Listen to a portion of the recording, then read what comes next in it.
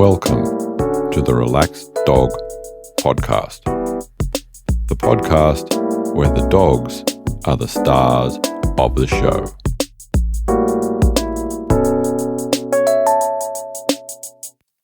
Merry Christmas, everyone, and welcome to the Relaxed Dog Podcast, episode 36, sponsored by therelaxeddog.com. I am your host, Robert Ober, and I hope that you and your dog are well. Thank you very much for finding this podcast and listening. I truly appreciate it, and it's making me very happy that some of you are getting other people to listen. I hope that you enjoy and continue to enjoy my little podcast. My guest this week is Melanie Scott, and she's going to chat about Paddington. But first, in some doggy news, most of us have heard about therapy dogs and the great work that they do in hospitals with patients.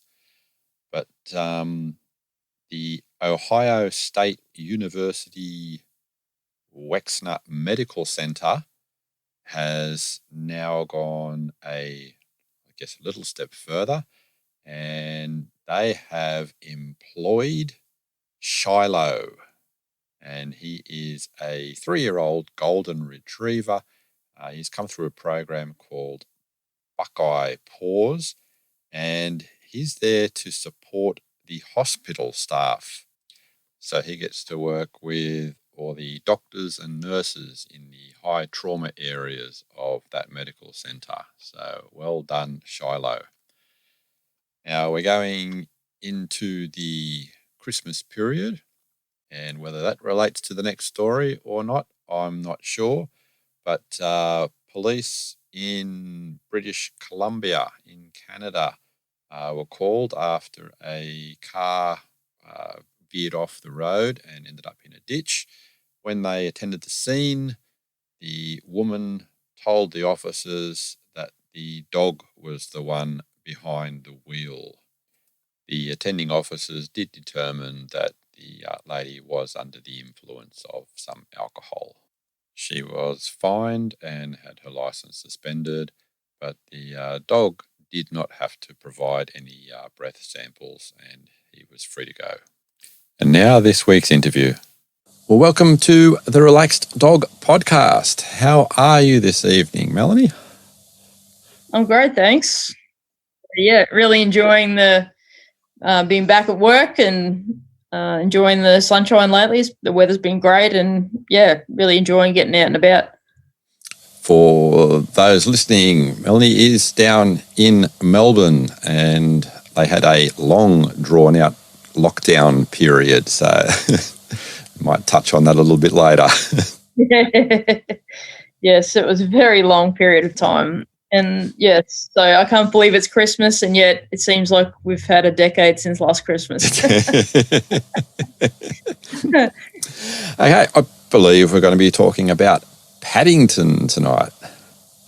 Yes, we are. So Paddington is a 5-year-old German Shepard cross Rottweiler, and I got him from the Lost Dogs Home when he was about 11 weeks old. Mm-hmm. So I was just going to say, take us back to just before you got him and the whys and hows of how you guys met. Yep. So I had another dog before that, Maxie. She was a German Shepherd cross, and she passed away probably about a month and a half before I got Paddington. And then I started looking for some other dogs. A lot of the puppies were interstate, and I sort of just wanted a medium-sized dog. Didn't matter if it was male or female, in good health, with a pretty good temperament that I could try and train up myself as an assistance dog for my post-traumatic stress to help get me out and about a lot more. So then I came across Paddington and went and had a look at him, and he was like, super confident, boisterous, cheeky, didn't really seem to be scared of anything. And I thought, oh, yeah, well, I'll give this dog a go. And, yeah, I mean, he definitely has lived up to his name. They had that name for him in the Lost Dogs Home, and yeah, he has gotten up to quite a lot of misadventures, and and yeah, he definitely lived up to the Paddington Bear stereotype, that's for sure. I was going to ask who named him. Yeah, no, at the shelter, the whole litter was named after teddy bears. Oh, okay, nice. Yeah, because they all look like little teddy bears. Mm-hmm. So how was the initial meeting?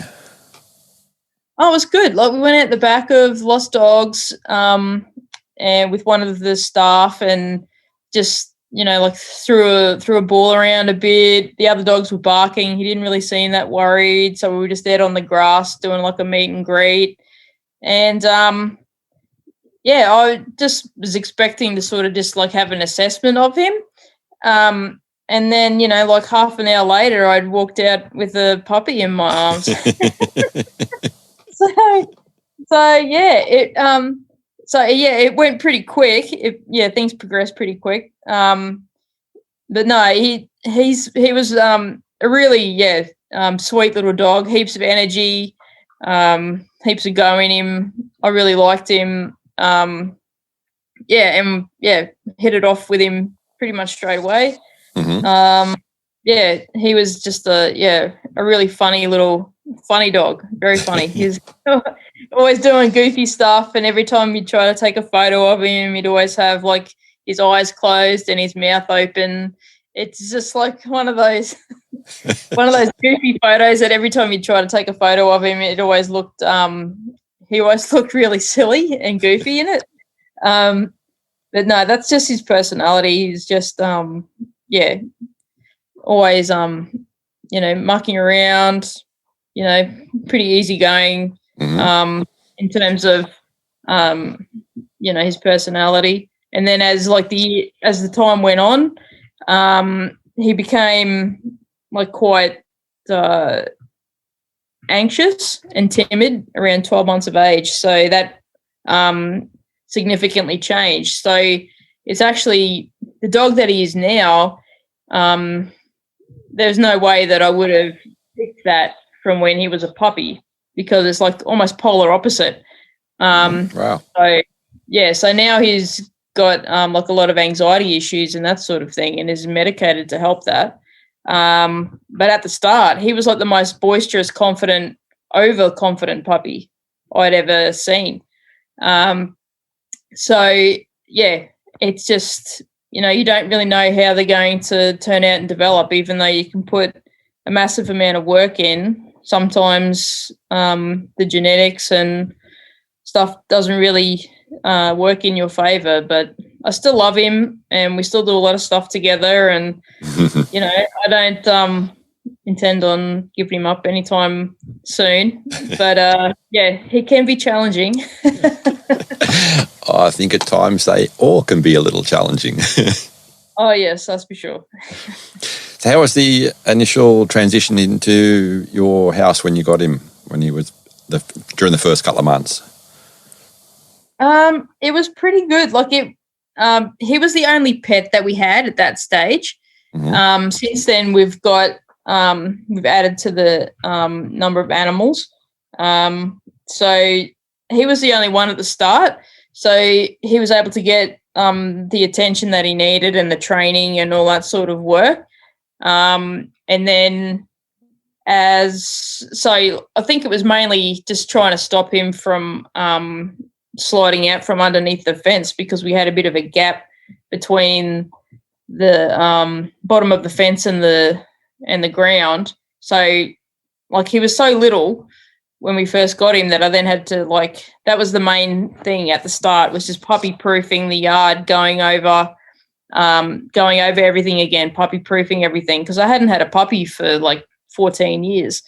So it was quite a shock to be going back to,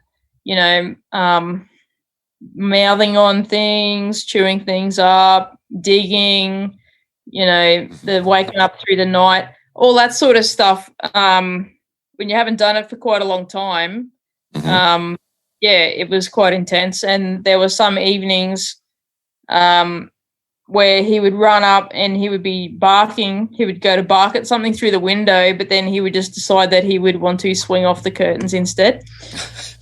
So there was a few curtain rods and stuff that didn't really make it through. Didn't really make it through the puppy phase. But we managed to get that under control. So I'm not sure what the neighbours thought when they would drive by and you'd see this like puppy hanging off the curtain, swinging in the front window as I come running in through the other room to grab him. Even trainers have difficult training days, that's for sure. How was he with the clothesline? Oh, at the start he pulled clothes off the clothesline, yeah. For sure. And then I had to we didn't hang clothes out for about 3 or 4 months, and sort of gave us that time to break him of that habit. And then he was supervised, and now he just doesn't care at all. So it was just that initial phase, and I just needed like a stopper. So I just didn't have the clothes hanging out for a couple of months. He kind of forgot about it. It wasn't that much excitement anymore. But no, he used to run from one side of the yard to the other, and it didn't matter how high you'd hung something up.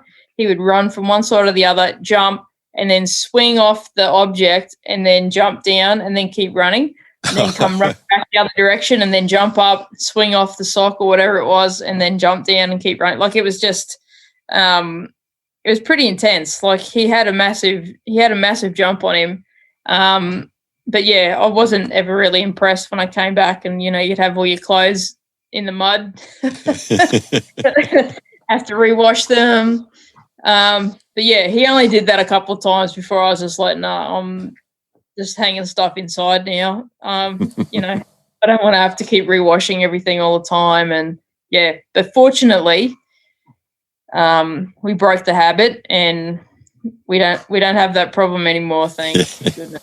Because it was really frustrating, and just like it would be funny like if it wasn't your stuff. Yeah.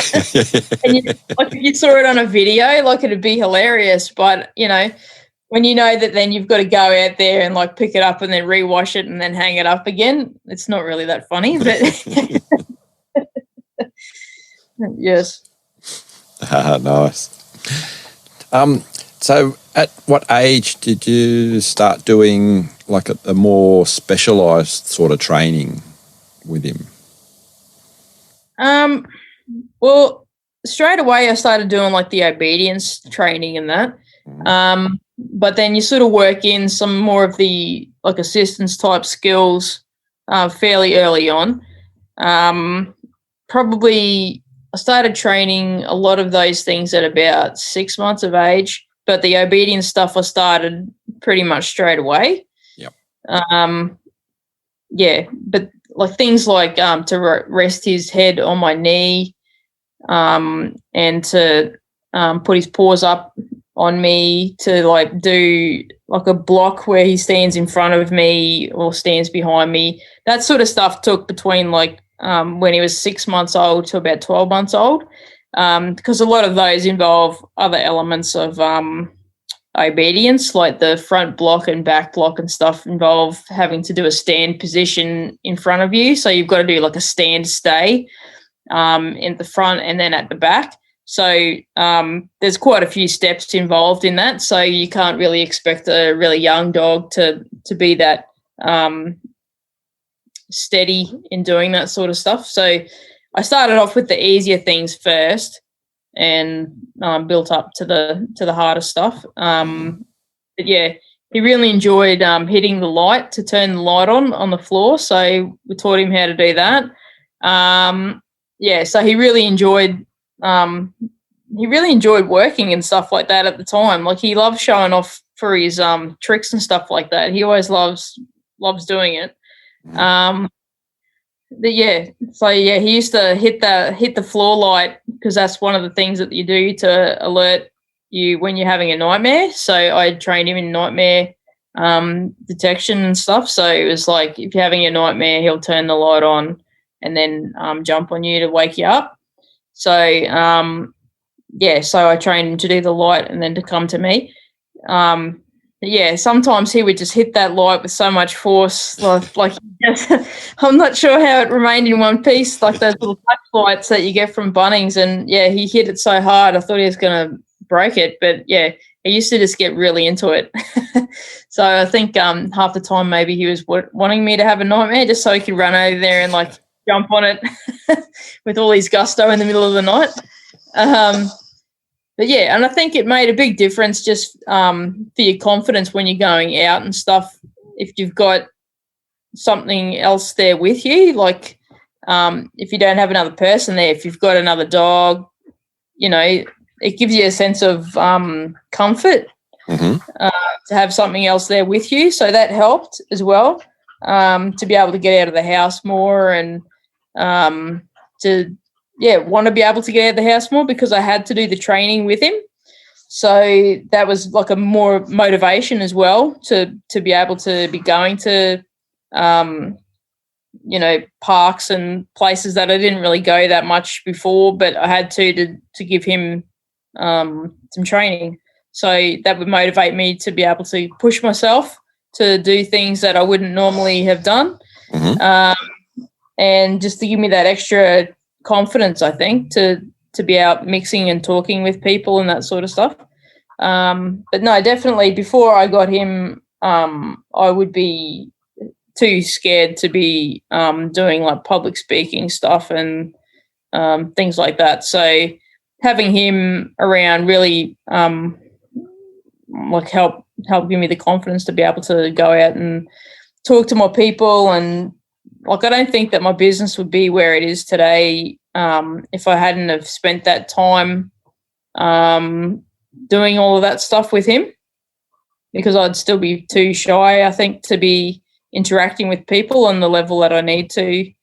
So I really think that all of that training really helped me more than it helped him, which, is often the case, which is why we have the dogs in the first place. I think it's helping each other. And it's you're not the first person that I've had an interview with to say that a dog that they have had has basically changed the way that their career and their life has gone. And it would have been something totally different except for having that particular dog. Yeah. And that's like my previous dog, Maxie. I wouldn't have had the confidence and the ability to do that without her, the dog training course. It was her that enabled me to do that. And then Paddington took up the baton from where she left off and took that then to the next level for me to be able to use the skills that I'd learned and apply those skills and go out more into the community and that sort of thing. So it's like a progression with each dog. It's kind of evolved. Am I sort of right by saying that, dogs are very intuitive and they pick up so much, as you and a lot of people know, on the minute changes that we have through either body chemistry or expression, and the training for that particular or different kinds of assistance is really sort of harnessing the way that they perceive us and see us. Whereas a lot of, say if you say like a normal pet, a normal dog owner wouldn't necessarily have the need for their dog to notice those subtle changes. Yeah, I think sort of makes sense. Yeah, I think all the dogs pick up on the changes. The difference is that we hone the skills and just shape the skills into what we actually need. The dogs know that we're upset or anxious because they can smell the pheromones on us, and they by our mannerisms and that sort of thing. They know that we're stressed. We're just showing them what we want them to do in that scenario. So that often helps the dog because they can be quite anxious when we get anxious. Absolutely. That then feeds their anxiety. So then if they know and have a job, okay, well, when my person does this, I'm meant to put my paw on their leg or whatever it is. Like once you train them how to do it and to pair the two together, you'll actually find the dog settles. Like you've just got to give them a job. Mm-hmm. And once they know their role, it makes it a lot easier for them. So, so a lot of the time the dogs actually perform better and are more settled when they know what to do when their owner is feeling stressed, rather than just running around, not feel like they feel that anxiety, but they're not sure what to do. And because they can then do something to help that person's anxiety, the person's anxiety will decrease, and therefore the dog's anxiety will decrease. So it's like a circle that you've just got to try to break that anxiety cycle down. And, you say to them, you say to the people, that, we're doing this with the dog to help your anxiety, but, you also need to be able to calm yourself as well. So it's not just about the dog, it's about you being able to calm yourself as well, because dogs can do a lot of things, but, they're not the be-all and end-all of treatments. You can't just solely rely on the dog to do all the work. You still need to be able to be doing a lot of this work to help yourself and that as well. It's not just up to the dog. They're great and they can do a heap of stuff, but, there's limitations as there are on any form of treatment. So it's always important for everyone to realise that, having a dog doesn't fix everything. It can fix a lot of things. Yeah. But, getting a dog that's assistance trained isn't going to solve every single problem. It's an ongoing process. It helps you manage the condition. Okay. So, going back to when Paddington was younger, what was his favourite games or toys? He loves squeaky toys. So he just loves squeaky toys and tug of war games. Mm-hmm. So they're probably his favourite. And he wrecked a lot of toys. Yeah. So he went through quite a lot of toys just because of his rough play nature and that sort of thing. But yeah, he would just love the squeaky toys. He still loves them now. Just squeaks them so fast that they just make this, the noise is just so fast. I'm not even sure how he can move his mouth that fast to make it squeak that fast. But squeaky toys, without a doubt, they're his favourite. The soft, fluffy, squeaky toys. And being the Roddy Shepherd cross, are there certain aspects of either of those that sort of come out that you can see at different times? I think the timidity a bit has been a bit more German Shepherd, and his stubbornness has definitely been more Rottweiler. I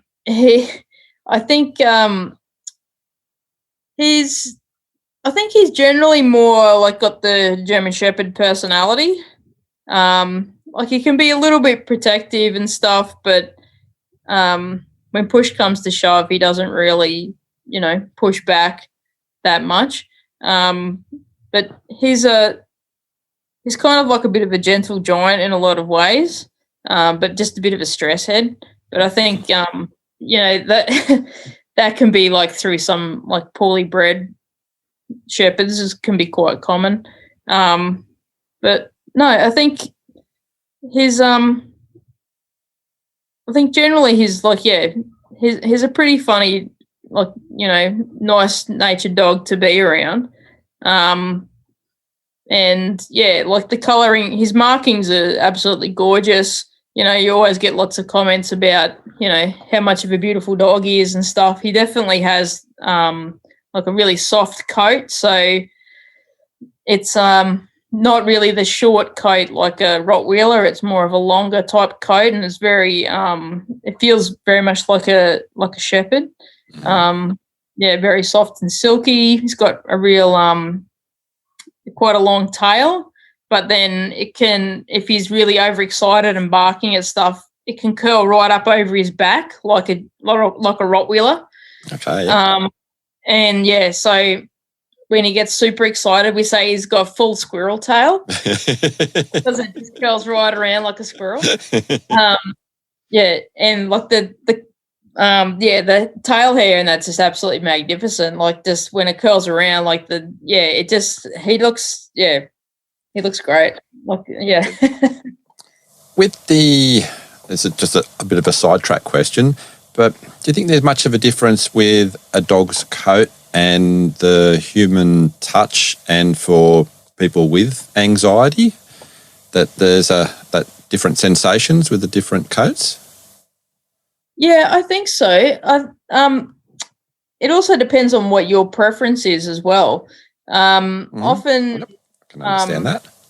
Often people really like the poodle type coats and that sort of thing, especially for people who, like a lot of people on the autism spectrum, seem to really be drawn to that.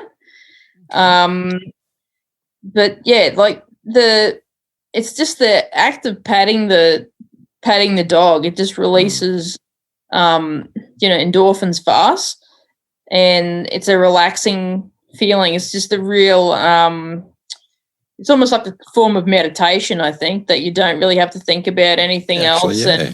And you can just feel the dog breathing and just feel the texture of their coat, and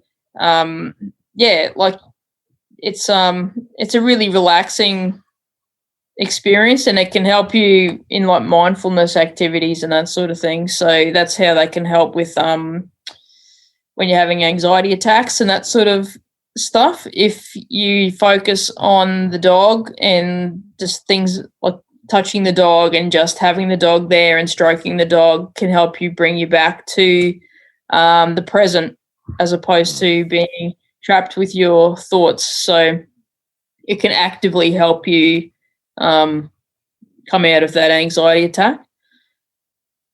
Thank you. So you said he started around about the 12-month period, started having a little bit himself. Was it sort of like a gradual type thing, or did it sort of happen a bit more? No, it was very sudden. Very sudden? It was very, very sudden. Yeah, it pretty much escalated from not much to full-blown fear in about a week. Wow. So it started off with some kids teasing him on a bike on a walk, and then the fear then just escalated from that one event to everything with wheels, and then strangers, and then it was like this cascade of fear that was just completely out of control. Like it spiraled so fast. Like it was honestly about a week. He went from being okay to being a complete basket case of nerves. That must have been really hard for you as well. Yeah, it was really scary to see him so frightened so quickly, and for me not to really be able to calm him. And then it just escalated. So then something else would be making him frightened, and then something else would be making him frightened. And it was just like, when is this going to stop? This was just like, it was very difficult to sort of understand. It was very sudden. So it spiraled really, really quickly, and didn't really it got a little bit better, but like it's never really recovered back to like a normal level that it was before that like particular incident. But I think that maybe he was like predisposed, I think, to that sort of thing, for it to have had such a massive impact from such a tiny event. But I mean, his brother is quite anxious in that as well. So there's a lot of similarities between the two. We met one of his siblings, and the similarities in their fears and stuff was very striking. And they'd never met before, and we'd never met their owners. So there's definitely something.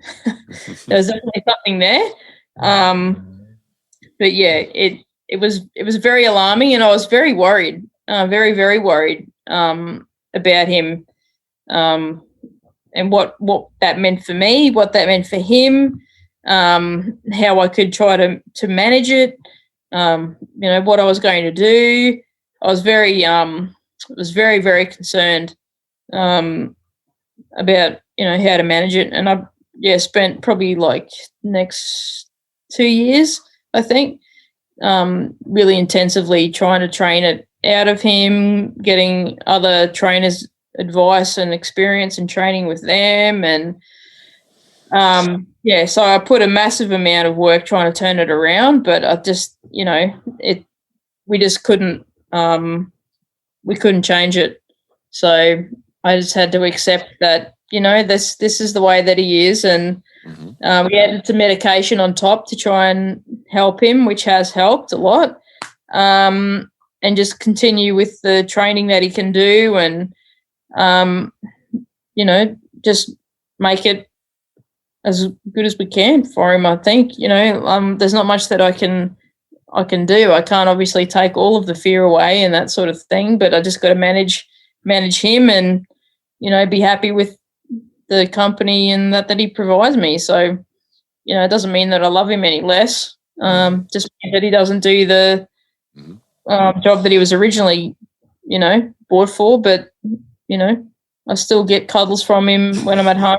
We still get to go for a walk and do that sort of stuff. It's I guess that's just a change in routine, and instead of going for walks when it's sort of like more populated, or at the end of, say, school time, it would be going for walks where there's less likely to encounter anything like that. Yeah, to a large degree, because if he sees a bike or a scooter or a skateboard or something, it just throws the whole walk off. But we seem to live in an area where you almost always see one of those things on every single walk. Yes. So, it's just trying to limit it. I don't really take him walking around school time just because there's just too much traffic, too many little kids squealing, and, it's a bit too chaotic. So it's usually like before school or later in the afternoon after when people are starting to come home from work. But, so there's still people around. I don't have to walk him in the middle of the night or anything, but he's more manageable with the medication than he was off the medication. But just trying to manage so then he's not seeing too many bikes or they're not too close to us. It's the only time, that someone will come riding along and then all of a sudden they'll decide they have to change over the side of the road right near where you are just as you get there, and that sort of thing. So there's always unexpected things that happen. Doesn't matter how well you can try to plan a training session, things always happen. So you've just got to work with what you've got at the time, really. There's not much else that you can do. So I'm sort of hearing it's almost like a reversal sort of roles between the two of you, where he was meant to assist you with the anxiety, and now your focus is really sort of assisting him with his. How do you sort of like feel that sort of is sort of like in your head? Do you think that sort of helped you? I think it's definitely helped in terms of my own training techniques and that. I've had to learn a lot more to try and manage him, and just had to pursue a lot more different training tactics and tools and all sorts of stuff that I hadn't come across or even thought of before. And now when I get clients with difficult dogs, I know pretty much what to do because I've had to do it myself. Mm-hmm. And then it's like, if that doesn't work, then we do this, because I've had to already do all of this stuff, over the last couple of years. So it has given me significant experience in terms of that. But it does make me it does make me a bit sad that, he's not the boisterous, confident dog that he was, because I would love for him to be able to just get back to being, comfortable and not stressed. But in terms of learning new skills and knowing now how to handle a lot of these other dogs, then it's definitely been a massive learning curve, that I don't think I would have even had like a tiny proportion of that if I hadn't have had Paddington's issues. So it definitely prepared me very well for some very difficult dogs. So So you mentioned now you have another dog in the household? Yes, I do. I have Hamish. He's a 12-month-old pug, and I grew up with pugs. And when I wanted to use him for therapy work for mainly autistic kids and for school kids with like learning disabilities and visiting nursing homes and stuff. So I needed a dog that was going to be quite placid, but I also needed a dog that was going to fit with Paddington's personality and not be challenging for him and cause him a lot of stress and anxiety. And I didn't want him also bullying the other dog. So it was kind of, feeling threatened. If he felt threatened by the other dog, what was going to happen and all that sort of thing. So I got a pug puppy, and at the start, Paddington was actually terrified of him, even though he was about the size of a guinea pig. And he was freaked out by this little thing running in between his legs, wanting to be his best friend. Just like, I think it was probably, the first 2 or 3 weeks at least, Paddington wouldn't enter the room until I picked up Hamish. Okay. He was just so scared and didn't know what it was. And then over time, they got better at being able to spend time together. And now they're really good mates, and they spend a lot of time together and playing and all sorts of things. I think Hamish still does annoy Paddington quite a lot because he's very full of his love and affection, and he just wants to kiss him all the time, which can be a bit intense for Paddington. But I think it's been good for him. It's been good for him to have another dog there. It's helped settle him quite a lot. It's made Paddington more active because he was becoming a grumpy old man. And he likes sleeping a lot anyway, but he was becoming a real grump. And this sort of like, I don't have to battle with him to get him up in the morning now. Before it was just like he would just sleep all day if you let him, and just hated getting up. But now Hamish gets up at 6 a.m. and, gets Paddington up, and then they're both ready to go, and, it makes it a lot easier. Do you think the sleeping is just maybe just a natural tendency for him, or do you think it may be like an avoidance sort of thing because of his issues, or can't really tell? I don't know. I think like he was always hard to get up out of bed, even before when he was a pup. Like he was just never a morning dog. Mm-hmm. He loved his naps. He's always loved his naps. So I don't know. Some of it could be avoidance. But he was always one to be sleeping in and didn't really want to get up, and you'd always have to like drag him out of bed and that to be going to the toilet, even if it was like 9:30 at night and he'd already been inside for like 12 hours. You'll have to drag him out of bed and all that sort of thing. So so when you say bed, which bed are we talking? His bed. He His doesn't bed? sleep with me. No? Yeah. Yeah, no, he has his own bed, and Hamish has his own bed, and they sleep.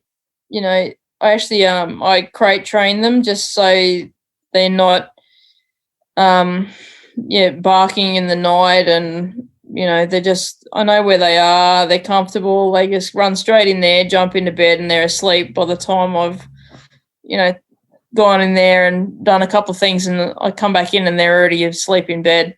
And half the time I haven't even done the thing up yet. So it's like, so they just can't wait to get to bed. But yeah, so it's more, it's never a punishment for them to be, in their crates going to bed or anything. It's just it's their bedroom. And if Paddington doesn't want Hamish to annoy him, he will just go and put himself to bed, because Hamish isn't allowed in Paddington's crate area. So he will, if he doesn't want to be bothered, he'll just go in there and put himself to bed. Oh, nice. So you can't get me, and so he'll just put himself in there and then have a little nap, and when he's ready to interact with Hamish again, then he'll come out again and they can have a play. But yeah, it's just his safe space, really. Oh, nice. Now I can also see that there's what some people might say the enemy is also in the house.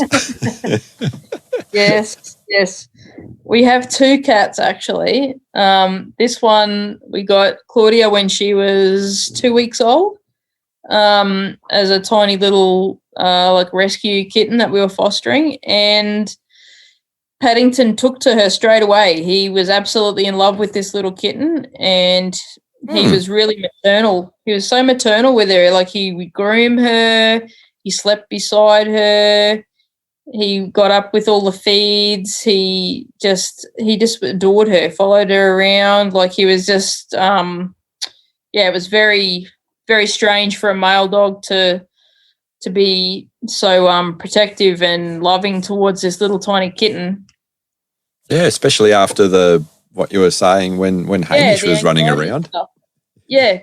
So he just adored Claudia, and then when it came time to think about maybe rehoming her as she got older so she would be able to be given to a family, like, we decided to keep her just because I'd become really attached to her, and Paddington just absolutely adored her, and she was super attached to us, and she would just follow us around all the time. So she would greet me at the door like a dog, because that's what the dogs did, and all that sort of stuff. So she was like a little. So it was just Paddington, and then we got Claudia a year later, when Paddington was a year old, and then a couple of years later after that, then we got Hamish, and then recently we've got my partner's grandmother passed away, and we've got her cat now.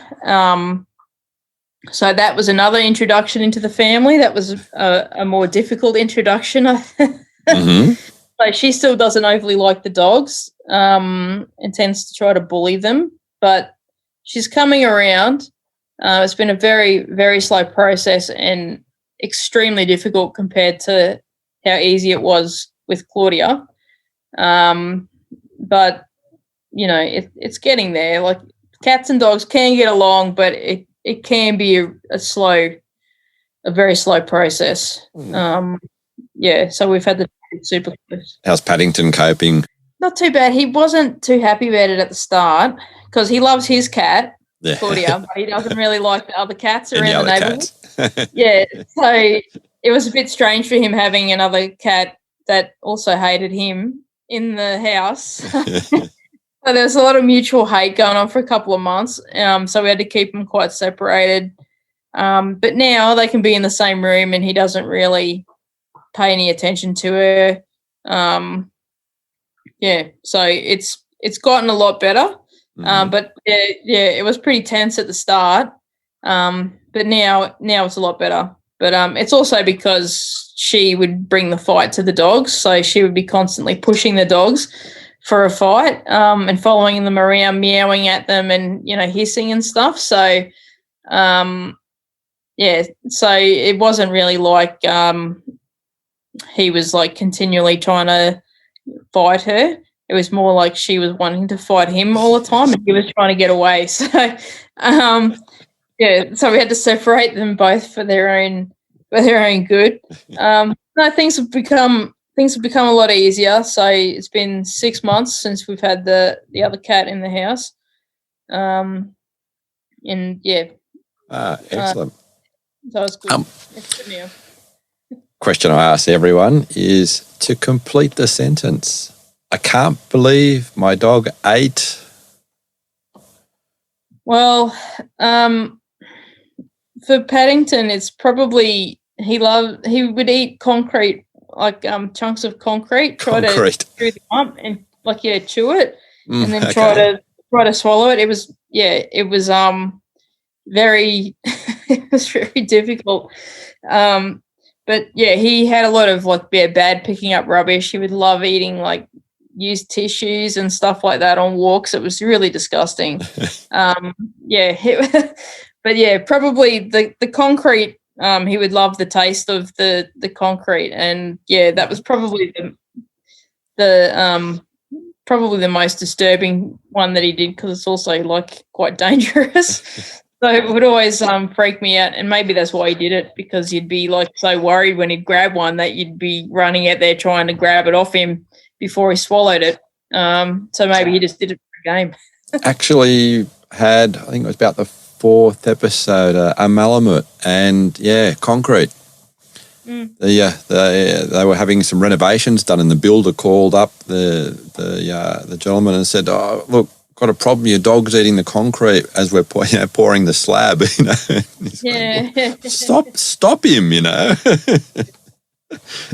Yep. No, well, fortunately, this was the dried stuff, but I'm sure that he would love to be with that Malamute, drinking straight from the cement mixer. He's always got an eye for doing dangerous things. Mm-hmm. Medically wise, apart from the anxiety, how has he been? Any sort of other medical issues?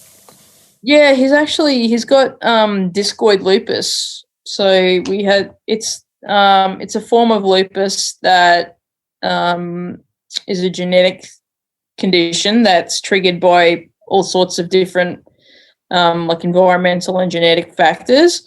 So that means that when he's exposed to the sun, the UV makes his nose burn, and he lost a lot of pigmentation in his nose and around near his eyes. So instead of it being black, it became pink, and the skin became very, very thin and was bleeding easily. And so about 2 years ago, we took him to a doggy dermatologist and got him diagnosed with discoid lupus. And I had to build him a special UV-proof run out the back that he spends most of his day in when he's not inside, or when the UV is lower than 2.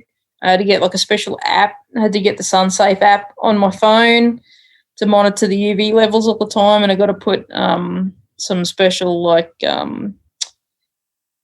immune system suppressing cream stuff on his nose each day. But that has made it quite challenging, actually. Yeah, when you can't have a dog in the sun, it's very hard.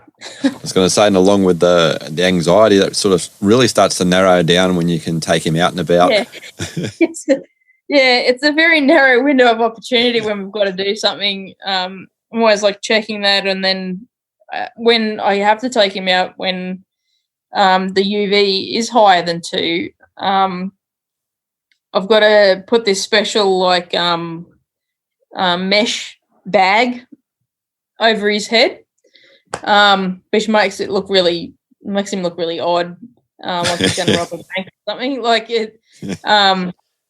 and I get a lot of people asking questions about it, but it's actually a special protective cover from the sun. But even then, I've tried sunscreen and stuff, but he licks it off all the time, and it's I've seen the mesh goggles that are supposed to sort of that some people use for reactive dogs, and I'm just envisioning something a little bit like that but bigger. Yeah, it kind of just looks like a huge fruit bag or something, a black one that you put over their head. And, it kind of looks like he's going to the gallows or something like But, yeah, like, and he's in the car and stuff. I put that on him. Of course, that doesn't put much attention on you either when you're out and about with him, does it? Yeah, I know. People think that, like there's something even more seriously wrong with him, I think, than what's going on. But all I'm doing is just trying to not get him sunburnt, because otherwise it does like the irreversible damage. So it's not like the damage gets undone. So, like they can get all like growths and all sorts of like hideous stuff on their face, just from exposure to the sunlight. And over time, like, they get really messed up faces and stuff, and they can get cancer and that.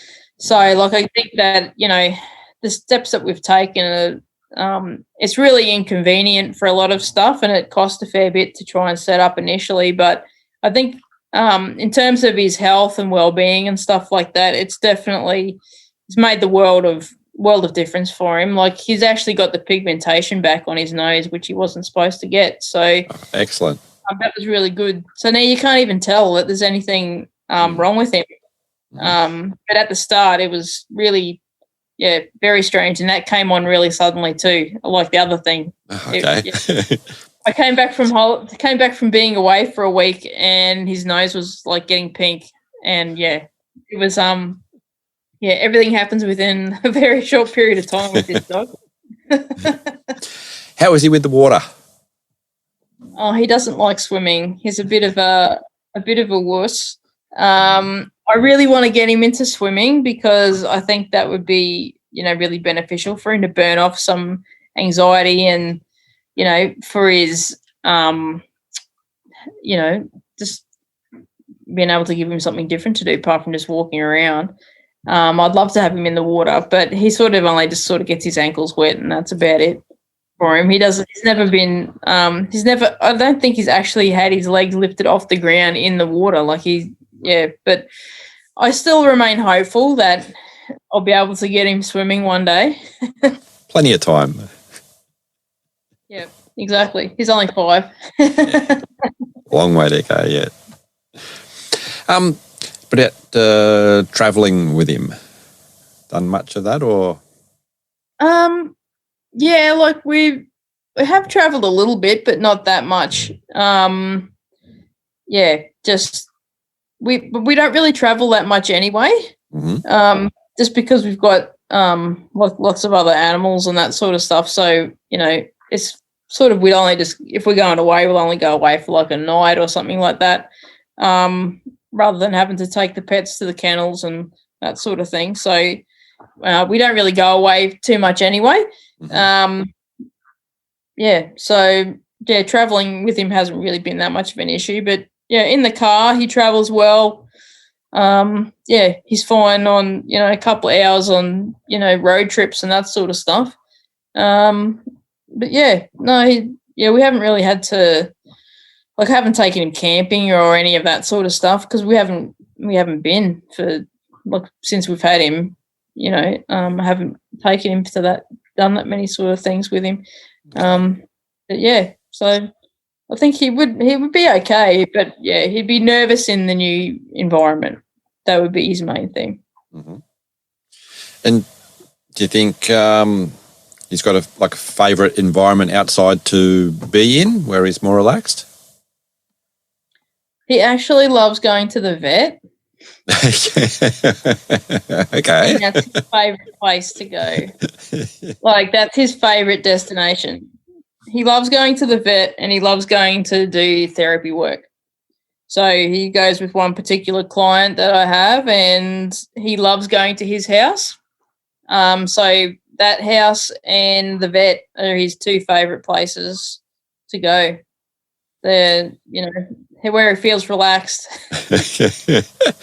I think you could market that in itself for him to go with other dogs to say, hey, this place is cool, it's the vet. And other dogs are going, no way. Oh, it's just how you introduce them. And, like, if you only ever take them there when the bad stuff happens, yeah. you know, they're going to hate it. But he used to go there all the time, and, you know, he used to donate blood there and everything too. So he used to love just going there and getting attention and all that sort of stuff. So he had his little routine down pat.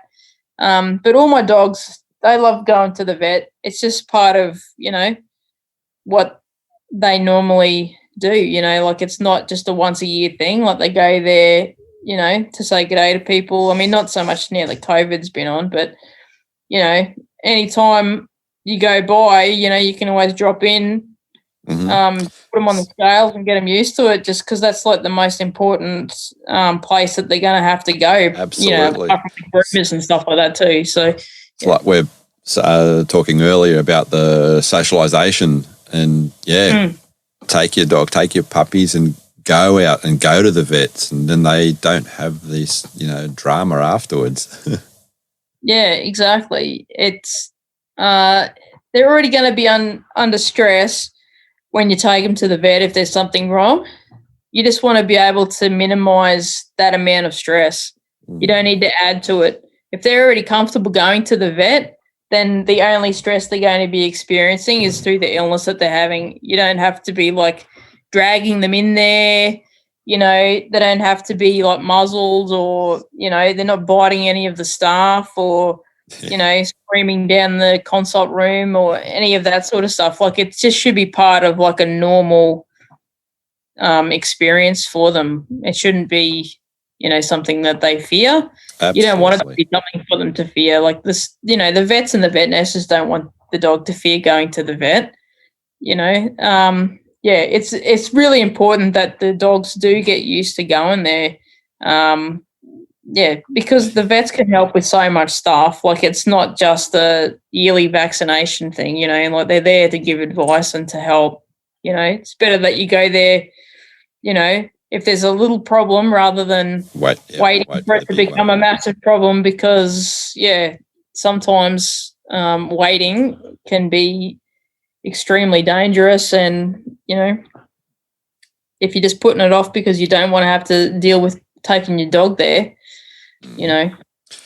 So speaking of problems, do you want to let everyone know of your business?